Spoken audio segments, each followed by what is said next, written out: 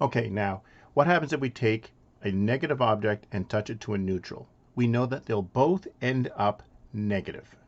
Now, what's happening is the electrons move over from the negative to the neutral because they're trying to get away from each other. Now, I've drawn it again, and I'm going to show you each step by step. So first, we're going to start with a a negative object and a neutral object. So here is going to be our negative, and this is going to be our neutral. Always start by drawing 8 pluses. 1, 2, 3, 4, 5, 6, 7, 8, and 8 pluses for our neutral. 1, 2, 3, 4, 5, 6, 7, 8. They always start with 8. Now, our neutral object is going to have the same number of electrons. 8 electrons. So, I put this overhead material on so that I can move the electrons around.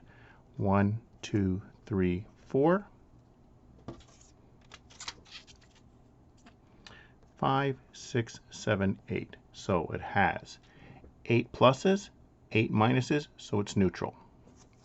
Now our negatively charged object will also have at least 8 electrons. 1, 2, 3, 4, 5, 6, 7, 8. But I said I'll draw 12 for this one, so I'll draw an extra 4. 1, 2, 3, 4.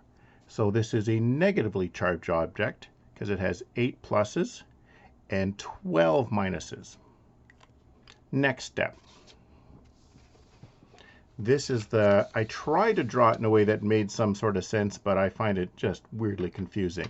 So what's happening here is the electrons always want to get away from each other. So here I have 12 electrons that are trying to get away from each other and only 8 here.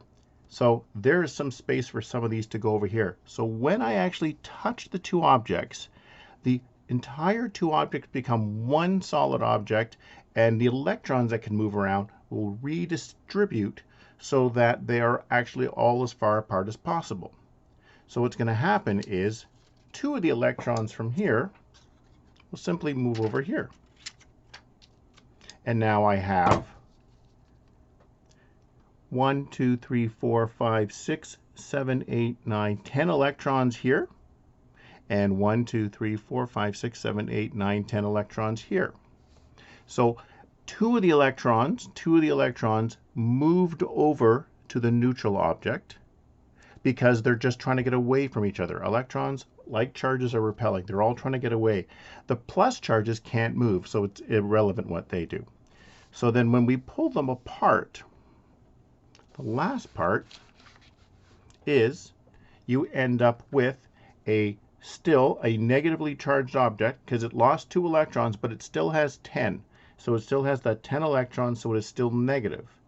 And the neutral gained 2 electrons, so it actually has 10 electrons as well.